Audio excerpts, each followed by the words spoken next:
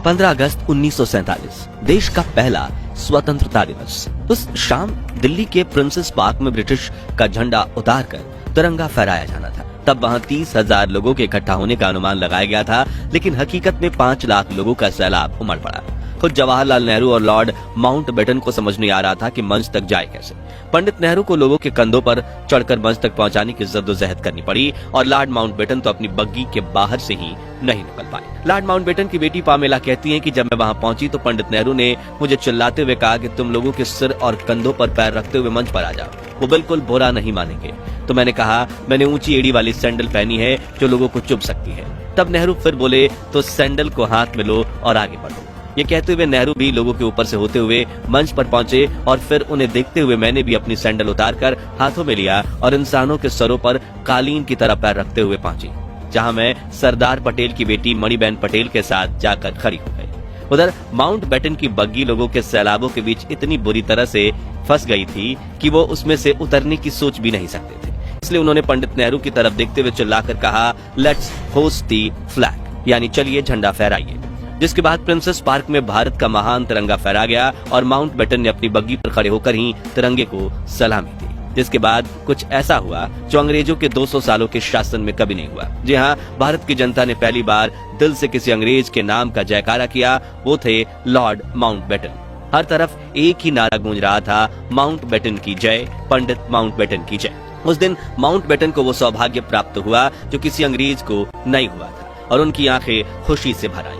उस समय देश के करोड़ों देशवासियों ने आजादी का जश्न इतने बड़े स्तर पर मनाया कि जय हिंद, जय भारत और भारत माता की जय के नारों की गूंज पूरी दुनिया के कोने कोने तक पहुंच गई। और आज की इस खास वीडियो में आपको देश के पहले स्वतंत्र दिवस की सैर पर ले जाने वाले हैं, जिसमें हम कुछ दिलचस्प किस्सों के साथ दुर्लभ वीडियोस भी देखेंगे। बाकायदा हम ब्रिटेन का झंडा उतारकर भारत का तिरंगा लगाने का दुर्लभ वीडियो भी देखेंगे। इन सब की मदद से आप उन खुशनुमा पलों को खुद महसूस कर पाएंगे। आपका सीना गर्व से चौड़ा हो जाएगा और तो और खुशी के आंसुओं से भर जाएंगी आपकी आंखें। तो पूरा वीडियो जरूर देखिएगा। दोस्तों, द्वितीय विश्व युद्ध में भले ही प्राइम मिनिस्टर विंस्टन चर्चिल ने ब्रिटेन को जीत दिलवाई थी, लेकिन इस जंग में ब्रिटिशर्स की कमर टूट गई थी। दूसरी तरफ भारत में आजादी के आंदोलन की रफ्तार काफी तेज हो चुकी थी। नेताजी सुभाष चंद्र बोस की देश के बाहर देश के लिए बनाई गई आजाद हिंद फौज अब जंग के लिए तैयार थी और महात्मा गांधी के नेतृत्व में देश में स्वतंत्रता आंदोलन अपने चरम पर था।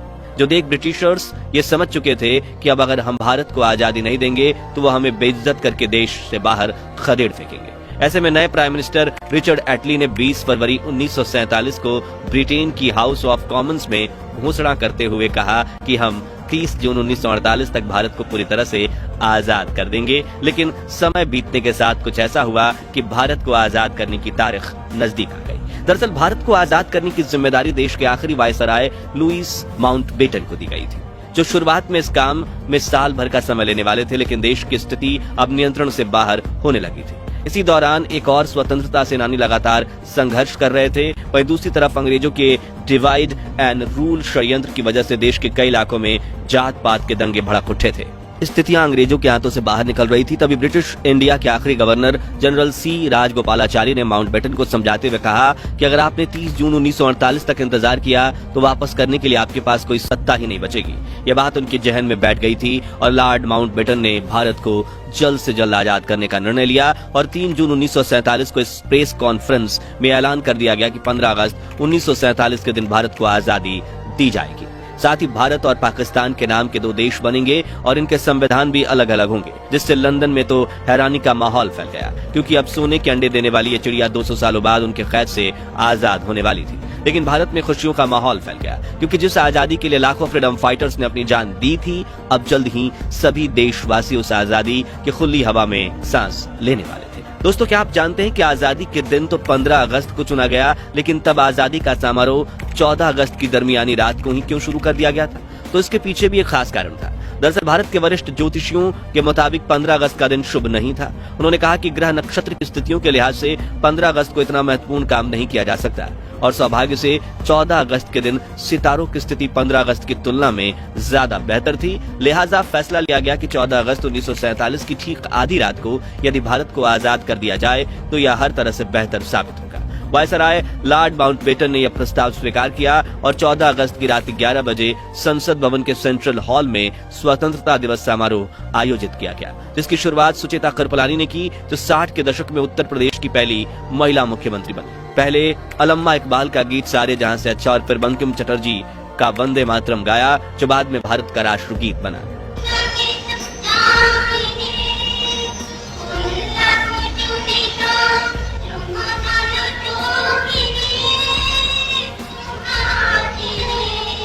ठीक 11:55 पर आजाद भारत के पहले प्रधानमंत्री जवाहरलाल नेहरू ने अपना प्रसिद्ध भाषण ट्रस्ट विद डेस्टिनी यानी कि नियति से मिलन शुरू करते हुए कहा, बहुत साल पहले हमने अपनी नियति से वादा किया था और अब वो समय आ गया है जब हम अपनी प्रतिज्ञा को पूरा करेंगे। पूरी तरह से या पूरी तरह से तो नहीं, लेकिन बहुत हद तक। आधी रात के समय जब दुनिया सो रही होगी, भारत जीवन और स्वतंत्रता के लिए जागेगा। आगे उन्होंने कहा, अच्छा है कि इस वक्त खास तौर से इस बात को याद रखें, इस आजादी के दरवाजे पर जब हम खड़े हैं कि हिंदुस्तान किसी एक फिरके का मुल्क नहीं है, एक मजहब वालों का नहीं है, बल्कि बहुत सारे बहुत किस्म के बहुत धर्म और मजहबों का है।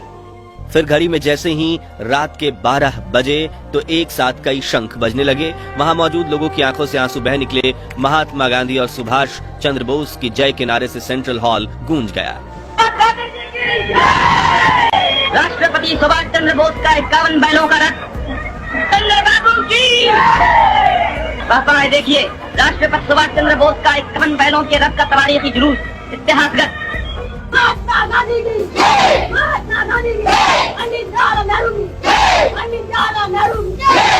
जिसके बाद आजादी के लिए शहीद हुए स्वातंत्र के सेनानियों की याद में 2 मिनट का मौन भी रखा गया। आजादी के शहीदों यानी आजादी की जंग में जान कुर्बान करने वाले बहादुरों की याद में 2 मिनट की खामोशी। वहीं बाहर तेज हवा के साथ बारिश में भी हजारों भारतीय इस क्षण का इंतजार कर रहे थे। जैसे ही नेहरू संसद भवन से बाहर निकले, मानो हर कोई उन्हें घेर लेना चाहता था। वरिष्ठ पत्रकार खुशवंत सिंह बताते हैं, हम सब रो रहे थे, एक दूसरे की भावनाओं में बह गए थे और आसपास में अनजान लोग भी खुशी से एक दूसरे को गले लगा रहे थे। कुछ समय बाद जवाहरलाल नेहरू और राजेंद्र प्रसाद लॉर्ड माउंटबेटन को औपचारिक रूप से भारत के पहले गवर्नर जनरल बनाने का न्योता देने पहुंचे। माउंटबेटन ने उनका अनुरोध तहे दिल से स्वीकार किया। उन्होंने पोर्ट वाइन की एक बोतल निकाली और अपने हाथों से अपने मेहमानों को वो शराब परोस दी। फिर अपना ग्लास भरकर उन्होंने अपना हाथ ऊंचा किया, बोले टू इंडिया। जिसके बाद पंडित नेहरू ने उन्हें एक लिफाफा देते हुए कहा, इसमें उन मंत्रियों के नाम है जिन्हें कल शपथ दिलाई जाएगी। पंडित नेहरू के जाने के बाद जब माउंटबेटन ने यह लिफाफा खोला तो उनकी हंसी छूट गई, क्योंकि वो खाली था। पंडित जी आजादी के दिन इतने खुश थे कि वो उस लिफाफे में मंत्रियों के नाम वाला कागज ही रखना भूल गए थे। उस रात दिल्ली की सड़कों का वर्णन करते हुए एक अमेरिकन पत्रकार ने लिखा कि सड़कों पर लोग खुशी से चिल्ला रहे थे।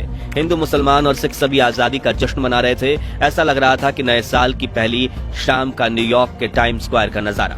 मित्रों, आजादी का ये समारोह सिर्फ दिल्ली तक सीमित नहीं था, बल्कि देश के हर कोने में स्वतंत्रता दिवस का जश्न मनाया जा रहा था। जैसे सपनों के शहर मुंबई में शहर के मेयर ने ताज जैसे खूबसूरत होटल में रात्रि भोज का आयोजन किया। हिंदुओं के धार्मिक शहर बनारस में एक मुसलमान द्वारा राष्ट्रीय झंडा फहराया गया, तो वहीं उत्तर पूर्व के पहाड़ी शहर शिलोंग में गवर्नर ने एक समारोह की अध्यक्षता में 4 जवानों द्वारा राष्ट्रीय झंडा फहराया गया। इन नौजवानों में हिंदू, मुसलमान और लड़के लड़कियां 2 जोड़ों में थे। यहाँ दिल्ली में आजादी का जश्न मनाकर कुछ लोग अपने घर चले गए, तो कुछ वहीं संसद भवन के पास हरे लॉन में और फुटपाथ पर सो गए।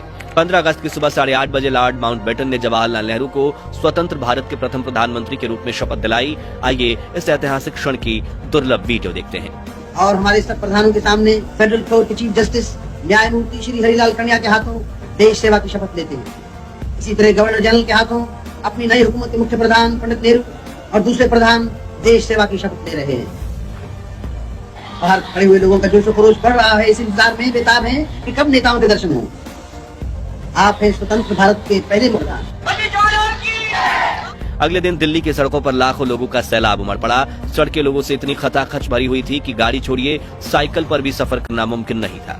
शाम 5 बजे इंडिया गेट के पास प्रिंसेस पार्क में माउंटबेटन को भारत का तिरंगा झंडा फहराना था और ये अनुमान लगाया गया था करीब 30,000 लोग आएंगे, लेकिन लोगों की भीड़ बढ़ती गई और पूरे इलाके में 5 लाख लोग इकट्ठा हो गए। इतनी भीड़ भारत के इतिहास में कुंभ स्नान के सिवाय किसी भी अवसर पर एकत्रित नहीं हुई थी।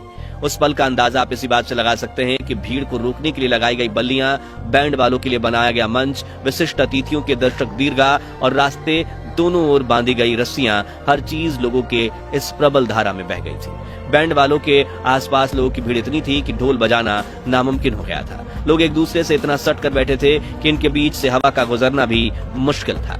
इंग्लिश राइटर डोमिनिक लैपियर और लैरी कॉलिंस ने अपनी किताब फ्रीडम एट मिडनाइट में लिखा था कि उस भीड़ में हजारों ऐसी औरतें भी थीं जो अपने दूध पीते बच्चों को सीने से लगाए हुई थी, इस डर से कि कहीं उनके बच्चे बढ़ती हुई भीड़ में पिचक न जाए। जब उन्हें भीड़ का धक्का लगता था, वो अपने बच्चों को उन्हें रबड़ की गेंद की तरह हवा में उछाल देती और जब वो नीचे गिरता तो उन्हें पकड़कर फिर से उछाल देती। एक क्षण में हवा में इस तरह कई बच्चे उछाल दिए गए। मंच पर खड़ी लॉर्ड माउंटबेटन की 17 साल की बेटी पामेला की आंखें आश्चर्य से फटी की फटी रह गईं। वो सोचने लगी, हे भगवान, यहाँ तो बच्चों की बारिश हो रही है। प्रिंसेस पार्क में भारत के तिरंगे को लहराता देखने का सौभाग्य जिस भी भारतीय को प्राप्त हुआ, उनका जीवन धन्य हो गया, क्योंकि 200 सालों की कड़ी तपस्या के बाद जब आजादी का तिरंगा फहराया गया, तब अचानक से तेज हवाएं चलने लगी और तिरंगे के ठीक पीछे एक इंद्रधनुष उभर आया। मानो प्रकृति भी भारत की आजादी का जश्न मना रही हो, ऐसा ही माहौल पूरे देश में था। हर जगह जुलूस निकल रहे थे, लोग खुशी से एक दूसरे को गले लगा रहे थे और आजादी के जश्न को मना रहे थे। हालांकि देश के कुछ हिस्सों में लोग बंटवारे का दर्द भी सह रहे थे।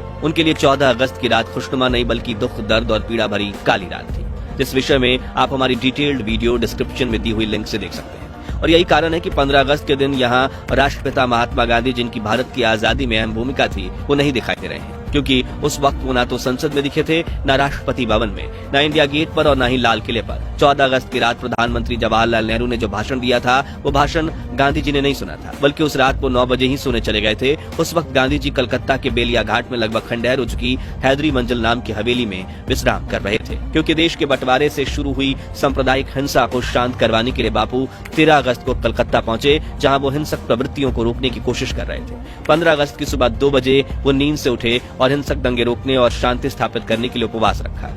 उन्होंने गीता पाठ करवाया और दोपहर के वक्त बेलिया घाट में एक प्रार्थना सभा में पहुंचे, जहां समाज के हर तबके के लोग मौजूद थे। जी हां, इस तरह आजादी के दिन महात्मा गांधी ने अन्न का एक भी निवाला नहीं खाया था और वो आजादी के जश्न से भी दूर थे, क्योंकि वो देश में दंगे फसाद रोकना चाहते थे।